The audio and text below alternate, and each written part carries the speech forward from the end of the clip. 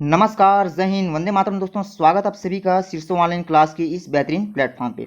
दोस्तों, आज का वीडियो जिसमें हम बात करने वाले हैं यहाँ पास हिंदी वर्णमाला से जितने भी टॉप रेटेड क्वेश्चन अब तक पूछे गए हैं किसी न किसी एग्जाम में, तो उन्हीं क्वेश्चनों को हमको यहाँ पास आप सभी के साथ में कवर करना है, ठीक है ना। चैनल पर पहली बार विजिट करें तो चैनल को लाइक, सब्सक्राइब एंड शेयर जरूर करेंगे। शीर्षों ऑनलाइन क्लास आप सभी को मेरे इस चैनल के माध्यम से बेहतरीन से बेहतरीन नोट्स एमजीके जो है प्रोवाइड कराई जाती है। सब्सक्राइब आप जरूर करेंगे। क्वेश्चन नंबर पहला आप सभी की स्क्रीन पर, जैसे कि आप देख सकते हैं यहाँ पास पूछा है हमसे कि अनुनासिक व्यंजन होता क्या है। तो ध्यान में हमको रखना है यहाँ पास कि वर्ग का जो पंचम सदस्य होता है वही हमारा क्या होता है, अनुनासिक व्यंजन होता है, ठीक है ना। जैसे कि आप देख सकते हैं, एक हो गया क ख ग घ अंगा, ठीक है ना, च छ ज झ इया, फिर ड़, फिर न और ये म, ये सभी क्या है, वर्ग के पंचम सदस्य होते हैं, ठीक है ना। तो ऑप्शन हमारा यहाँ पास फोर्थ बिल्कुल सही बैठेगा। एक और क्वेश्चन बनता है इसी क्वेश्चन से कि हमसे पूछा जा सकता है कि भाई पंच माक्षर अक्षर क्या होते हैं। तो हमको यहाँ पास बताना है कि जो पंचम वर्ग का सदस्य होता है, जैसे कि मैंने यहाँ पास देख सकते हैं जो सर्कल यहाँ पास राउंड लिए हैं, यही सभी क्या है यहाँ पास पंचमाक्षर अक्षर कहलाते हैं, ठीक है ना। तो ये चीजें आप बिल्कुल जो है कॉपी में स्टार के साथ मेंटेन कर लेंगे। क्वेश्चन नंबर अगला लेते हैं यहाँ से। स्वर वे होते हैं, क्या हम बता सकते हैं यहाँ पास कि स्वर को जो है, ठीक है ना, स्वर को बोलने के लिए किसी भी व्यंजन की आवश्यकता नहीं होती। या भी ये भी कह सकते हैं कि स्वतः जो स्वर जो होता है ये स्वतंत्र रूप से कहे जा सकते हैं क्या, ठीक, या फिर दोनों, या फिर नॉन ऑफ दिस। तो बच्चा इस क्वेश्चन से बिल्कुल परिचित होंगे यहाँ पास कि भाई स्वर वे होते हैं जो कि स्वतंत्र रूप से कहे जा सकते हैं, मतलब इनको जो है बोलने के लिए किसी भी व्यंजन की आवश्यकता नहीं होती, ठीक है ना। तो इसी को हम क्या कहते हैं, स्वर कहते हैं। यदि आपसे पूछा जाए कि स्वर की संख्या कितनी होती है तो हम कहीं न कहीं जो 11 बताते हैं। यदि हमसे पूछा भी जाता है कि व्यंजन की संख्या कितनी होती है तो हम जो है कहीं न कहीं यहाँ पास 33 बताते हैं, ठीक है ना। तो ये चीज़ें आपको बिल्कुल ध्यान में रख लेनी है, ठीक है ना। 33 हम बताते हैं यदि हमसे पूछा जाता है कि व्यंजन संख्या। तो क्वेश्चन नंबर अगला है यहाँ पास क्वेश्चन नंबर 3 की बात करेंगे। स्पर्श व्यंजन की संख्या होती है। जैसे कि आप यहाँ पास चार्ट में देख सकते हैं, यदि मैं कॉलम और रो को यहाँ पास काउंट करूँ, ठीक है ना, कॉलम और यहाँ पास जो रो भी दिया है सभी रो को, ठीक है ना, इस प्रकार से सभी रो को यहाँ पास मैं काउंट करूँ तो कहीं ना कहीं मुझे यहाँ पास 5 मिलेगा। इधर भी यदि मैं काउंट करूँ इस प्रकार से तो कहीं ना कहीं इधर इस साइड में मुझे भी 5 कॉलम यहाँ पास 5 रो मिलेगा, ठीक है, मतलब 5 कॉलम और 5 रो मुझे मिलेगा। और दोनों को यदि मैं मल्टीप्लाई कर दूँ, मतलब 5 का मल्टीप्लाई कर दूँ तो मुझे इस क्वेश्चन के यहाँ पास राइट ऑप्शन मिल जाएगा। स्पर्श व्यंजन की संख्या कितनी होती है तो हमको पता होना चाहिए 25 होता है, ठीक है ना। ध्यान हमको ये भी रखना है कि स्पर्श व्यंजन जो होता है इसी को वर्गीय व्यंजन भी कहा जाता है। ये भी मुझे ध्यान में रख लेना है, ठीक है ना। क्वेश्चन नंबर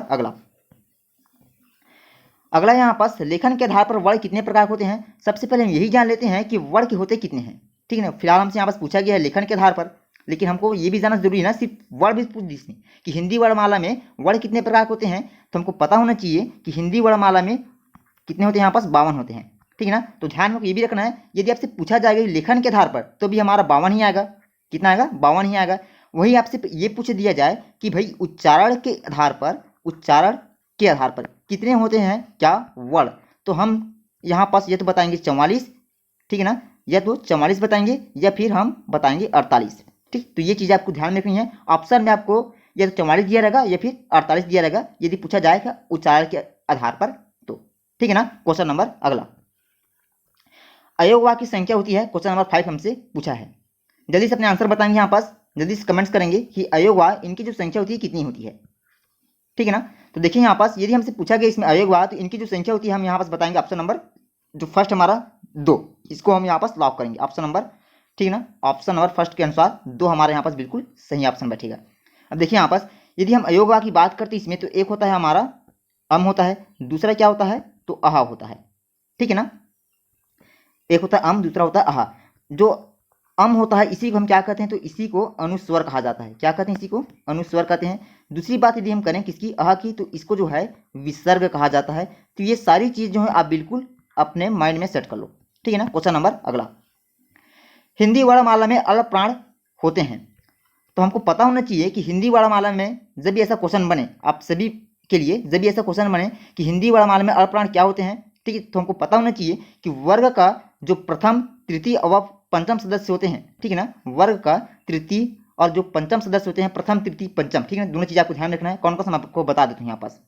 एक प्रथम हो गया, दूसरा तृतीय हो गया, तीसरा पंचम।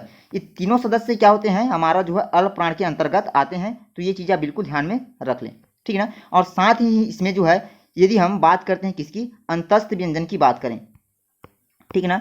अंतस्थ व्यंजन इनकी संख्या कितनी होती है, इनकी संख्या हम जो 4 बताते हैं, कौन कौन सा होता है, तो एक होता है हमारा या होता है, ठीक है ना, एक होता है या, दूसरा होता है रा, ठीक, फिर इसके बाद ला, फिर व। तो ये सभी जो है चारों वर्ण ये हमारा अल्प प्राण में ही आते हैं, ठीक। तो ये चीजें आप बिल्कुल ध्यान रखेंगे। क्वेश्चन नंबर अगला, हिंदी वर्णमाला में अब यहाँ पास पूछा गया है क्या, क्वेश्चन वही है, थोड़ा सा घुमा के पूछा गया है। इसमें महाप्राण था, पहले वाले क्वेश्चन में अल्प प्राण था, ठीक है ना।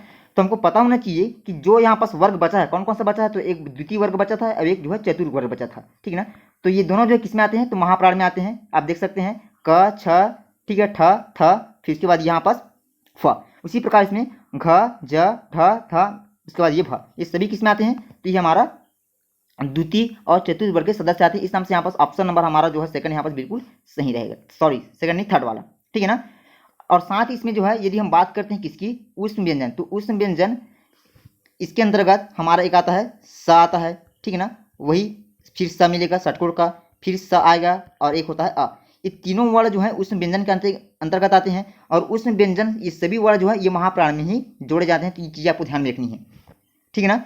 समझ में आ गया सभी को। यहाँ पास क्या बताएंगे, यहाँ पास कि वर्ग का जो द्वितीय और चतुर्थ सदस्य होता है और साथ में ऊष्म व्यंजन हमारे महाप्राण में आते हैं, ठीक। आपको यहाँ पास ये बताना है, ठीक है ना। क्वेश्चन नंबर अगला, अगला यहाँ पास रहीमन पानी राखिए बिन पानी सब सुन, पानी गए न उबरे मोती मानुष चुन में हमसे अलंकार पूछा गया है, ठीक है ना। जब भी अलंकार की बात आएगी तो अलंकार के लिए आपको ध्यान में रखना है कि हिंदी में यदि अलंकार पूछा जाए तो इनकी संख्या कितनी होती है, तो हम बताते हैं यहाँ पास 2 होती है प्रमुख रूप से। शब्द अलंकार जो कि शब्द के अनुसार होता है, अर्थालंकार जो कि अर्थ के अनुसार होता है, ठीक है ना। फिलहाल हम यदि इस क्वेश्चन को जो 8वां नंबर पर है, ठीक, यदि इसको अच्छे से खंगालेंगे पढ़ेंगे तो हमको एक शब्द नजर आएगा। कौन सा शब्द, यहाँ पास देख सकते हैं पानी, ठीक है ना। पानी से एक अर्थ निकल रहा है कौन सा, चूने। पानी से दूसरा अर्थ निकल रहा है यहाँ पास मोती। मतलब हम बता सकते हैं कि यदि एक शब्द से एक से अधिक अर्थ निकले, ठीक है ना, एक शब्द से एक से अधिक अर्थ निकले तो वह हमारा श्लेष अलंकार होता है। ऑप्शन नंबर हमारे यहाँ पास थर्ड बिल्कुल सही रहेगा, ठीक है ना। तो ये चीजें आप बिल्कुल ध्यान में रख लेंगे। क्वेश्चन नंबर अगला, अर्थ के अर्थालंकार के भेद कितने होते हैं, हमसे यहाँ पास ये पूछा गया है, ठीक है ना, अर्थालंकार के भेद। तो देखिए यहाँ पास जैसे कि मैं आपको बताया था कि अलंकार के प्रमुख टाइप्स दो टाइप्स होते हैं, कौन कौन सा, शब्द अलंकार और एक होता है अर्थालंकार। फिलहाल हमसे यहाँ पास अर्थालंकार की बात पूछी गई है। जैसे कि हम ऑप्शन के यहाँ पास लेके चलते हैं, इसमें क्या दिया है, अनुप्रास अलंकार, तो ये भी हमारा किस में आता है, शब्द अलंकार में आता है।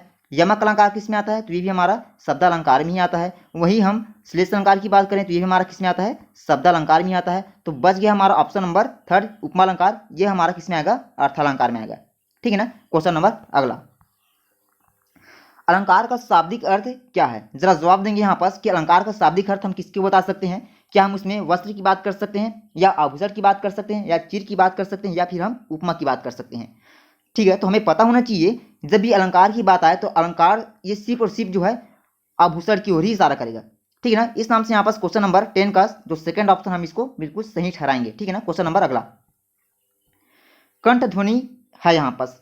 देखिए यहाँ पास हमको पता है कि हमारा जो क वर्ग का सदस्य होता है जिसको हम क्या बोलते हैं, कंठव्य बोलते हैं। जो च वर्ग का सदस्य होता है इनको हम क्या बोलते हैं, तो हम इसको जो है तालव्य बोलते हैं, ठीक है ना, तालव्य बोलते हैं इसको।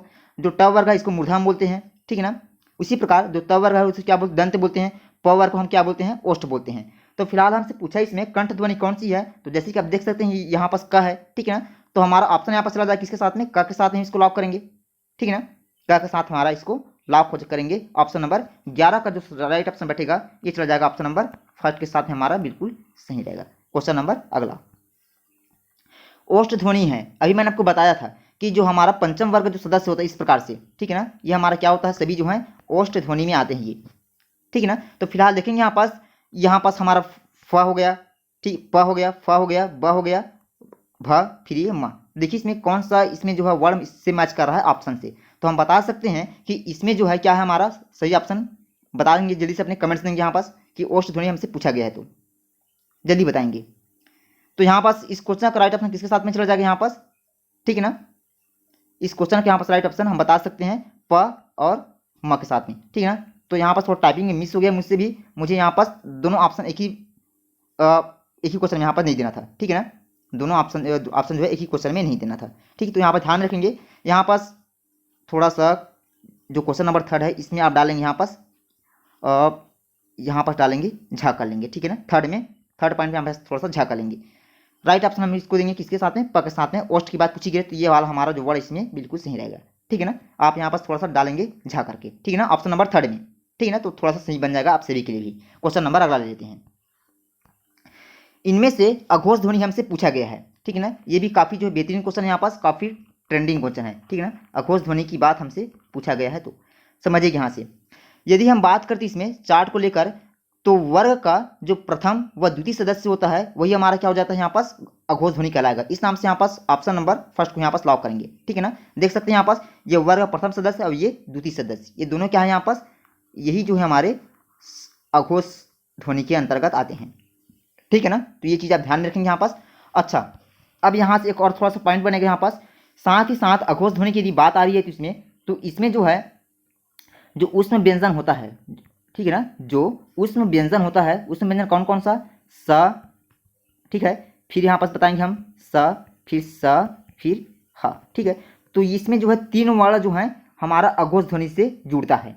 ठीक, अघोष ध्वनि में ये जुड़ जाएगा, ह नहीं जुड़ेगा। ह हमारा किस में जाएगा, तो ये सघोष में जाएगा ना, उसके बारे में आगे आपको बताऊंगा फिर। ठीक है, ह हमारा उसमें जाएगा, किसमें, सघोष में।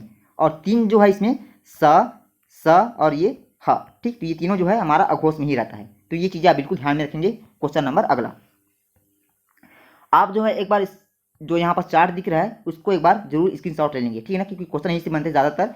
क वर्ग जैसे मैं बताता हूँ उसको कंठ बोलते हैं, च वर्ग जिसको हम तालु बोलते हैं, ट वर्ग जिसको हम मूर्धा बोलते हैं, त वर्ग जिसको हम दंत कहते हैं, प वर्ग जिसको ओष्ठ कहते हैं। तो ये चीज़ें बिल्कुल आप थोड़ा सा चार्ट का एक बार स्क्रीनशॉट ले लेंगे। ठीक है ना, और इसको भी ध्यान में भी रखेंगे। क्वेश्चन नंबर अगला, जब किसी व्यंजन का संयोग उसी व्यंजन के साथ होता है तो उसको हम क्या कहते हैं। ठीक है ना, बेहतरीन क्वेश्चन यहाँ पास भी ये, जब किसी व्यंजन का संयोग जो है उसी व्यंजन के साथ होता है तब उसको हम क्या कहते हैं, तब उसको कहते हैं संयोग द्वित्व व्यंजन कहते हैं। ठीक ना, द्वित्व का मतलब होते हैं डबल। समझिएगा, मैं थोड़ा सा आपको ऐसी नॉर्मल आपको भाषा में यहाँ पर समझा रहा हूँ। द्वित्व का मतलब हम कर सकते हैं डबल। समझिएगा यहाँ से आप, जैसे कि आपको ये लिख दूँ यहाँ पास। ठीक, क्या है ये, तो बच्चा इसको देख के बता सकते हैं कि ये दिल्ली है। तो जहाँ पास वर्ड जो है, ठीक ना, वर्ड जो है पुनः रिपीट होता है तो इसी को हम क्या बोलते हैं, तो इसी को हम संयोग द्वित्व व्यंजन कहते हैं। ऑप्शन नंबर हमारा यहाँ पास सेकंड से बिल्कुल सही रहेगा। ठीक, वही हम जैसे यहाँ पास एक और डाल देते हैं थोड़ा सा और एग्जाम्पल के थ्रू। ये मैं बिल्ली डाल दिया, तो बिल्ली भी यहाँ पास देख सकते हैं, यहाँ पास ल 2 बार यहाँ पास रिपीट हुआ है तो ये भी हमारा द्वित्व व्यंजन ही आएगा। ठीक है ना, तो ये चीज़ें बिल्कुल आप ध्यान में रख लो। क्वेश्चन नंबर अगला, उष्म व्यंजन है। यहाँ पास मैंने आपको बताया था कि इनकी जो संख्या होती है क्या होती है, तो इनकी संख्या 4 होती है। उस व्यंजन से क्वेश्चन बनता है दूसरा क्वेश्चन कि उस व्यंजन को संघर्षी व्यंजन भी कहा जाता है। ठीक, इसके बारे में मैंने आपको बताया था, संघर्षी व्यंजन कहा जाता है किसको, उस व्यंजन को। ठीक है ना, ये इनकी संख्या 4 है, ये भी हमको ध्यान रखना है। संघर्षी व्यंजन भी कहा जाता है किसको, उस व्यंजन को। ठीक है, तो फिलहाल हमको बताना है यहाँ पास क्वेश्चन नंबर 15 के अनुसार। जैसे कि आप देख सकते हैं ऑप्शन में, ऑप्शन हमारा सर, हाँ भाई ये भी उसमें व्यंजन में आएगा, ये सभी उसमें व्यंजन में आएगा, हाँ भी उसमें व्यंजन में आएगा। तो राइट ऑप्शन चला जाएगा भाई किसके साथ में, हम यहाँ पास लॉक करेंगे किसके साथ में, हमारा जो राइट ऑप्शन चला जाएगा ऑप्शन नंबर 4 में चला जाएगा। ये सभी जो है किसमें आएगा, यहाँ पास उस व्यंजन के अंतर्गत आएगा। ठीक है ना, तो क्वेश्चन नंबर यहाँ पास 15 का राइट ऑप्शन चला जाएगा ऑप्शन नंबर 4 के साथ में। क्वेश्चन नंबर अगला यहाँ पास वह किस प्रकार का वर्ड है, हमसे यहाँ पास ये पूछा गया है। तो आप सभी से यहाँ पास आग्रह करूंगा मैं कि इस क्वेश्चन के यहाँ पास राइट ऑप्शन मुझे कमेंट सेक्शन में कमेंट करके बताएंगे। ठीक है ना, कि वह जो है किस प्रकार का वर्ड है, क्या हम उसमें जो है दंतावली की बात कर सकते हैं, या फिर हम तालु की बात कर सकते हैं, या फिर कंठावली की बात कर सकते हैं, या फिर हम ओष्ठ की बात कर सकते हैं। तो जल्दी से अपने आंसर कमेंट सेक्शन में मुझे देंगे। ठीक है ना, क्वेश्चन नंबर अगला, हिंदी में संयुक्त स्वर की संख्या कितनी होती है।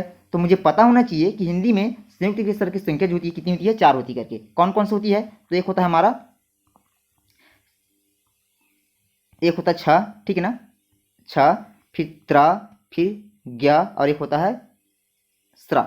ठीक, इतने यहाँ पास क्या होते हैं, वर्ड होते हैं। तो हमको यहाँ पास राइट ऑप्शन मिल जाएगा, option number first is correct. ठीक है ना, 4 होते हैं, तो ये चीज़ें आप ध्यान में रख लो। क्वेश्चन नंबर अगला है आप सभी की स्क्रीन पर कौन सा व्यंजन त वर्ग का नहीं है। ठीक है ना, कौन सा व्यंजन जो है त वर्ग का नहीं है। तो जल्दी से अपने आंसर मुझे कमेंट सेक्शन में बताएंगे। ठीक है ना, क्योंकि मैंने आपको जो चार्ट के बारे में पूरी यहाँ पास स्क्रीनशॉट के लिए थोड़ा सा टाइमिंग दिया था, उस चार्ट को आपको देख के बताना है यहाँ पास कि यहाँ पास त वर्ग का सदस्य नहीं हमसे पूछा गया तो कौन से इसमें जो है त वर्ग सदस्य नहीं है। ठीक, तो आप मुझे जल्दी से इस क्वेश्चन का आंसर कमेंट सेक्शन में देंगे। ठीक है ना। क्वेश्चन नंबर अगला, इनमें से लघु स्वर है। अब समझिए यहाँ से लघु स्वर, इससे क्वेश्चन बनेगा कि लघु स्वर को एक पहला पॉइंट बताऊंगा आप, थोड़ा सा पहला पॉइंट समझिएगा। पहला पॉइंट बनेगा कि लघु स्वर को ह्रस्व स्वर भी कहा जाता है, ये हमको ध्यान में रख लेना है। लघु स्वर इनकी संख्या कितनी होती है, तो इनकी संख्या हम कहीं कहीं 4 बताते हैं। ठीक है ना। तो फिलहाल इस क्वेश्चन के यहाँ पास राइट ऑप्शन किसके साथ में चला जाएगा, हमें यहाँ पास बताना है ऑप्शन नंबर सेकंड हमारा बिल्कुल यहाँ पास सही बैठेगा। ठीक है ना। ऑप्शन नंबर हमारा यहाँ पास सेकंड जो बिल्कुल सही बैठेगा, हम इसको बताएंगे ऑप्शन नंबर सेकंड, मतलब जो ई है, ठीक, ये हमारा लघु स्वर के अंतर्गत आएगा। ठीक है ना, क्योंकि छोटा ई है। जहाँ पास देख रहे हैं आप बड़ा ई आ है, बड़ा ऊ है, ओ है, ये सभी जो है दीर्घ स्वर में आते हैं। अच्छा, लघु स्वर होता क्या है, जिनको बोलने में जो है हम जो समय कम लगता है। ठीक है ना, जिनको सामान्य शब्दों में कह सकते हैं कि इन शब्दों को बोलने में काफ़ी कम समय लगता है। वहीं दीर्घ स्वर की बात आती है तो हमको बताना होता है वहाँ पास कि दीर्घ स्वर जिनको बोलने में काफ़ी लंबा समय लगेगा। ठीक, तो ये चीज़ आप ध्यान में रखेंगे। ठीक है ना। क्वेश्चन नंबर अगला, अगला यहाँ पास वर्णमाला में मात्रा का अर्थ क्या होता है। अब जल्दी से मुझे आंसर बताएंगे, वर्णमाला में यहाँ पास आप जो मात्रा का अर्थ है क्या होगा। ठीक है, जल्दी से अपना आंसर देंगे, कुछ सेकंड आप सभी के पास यहाँ पास, जल्दी पढ़िएगा।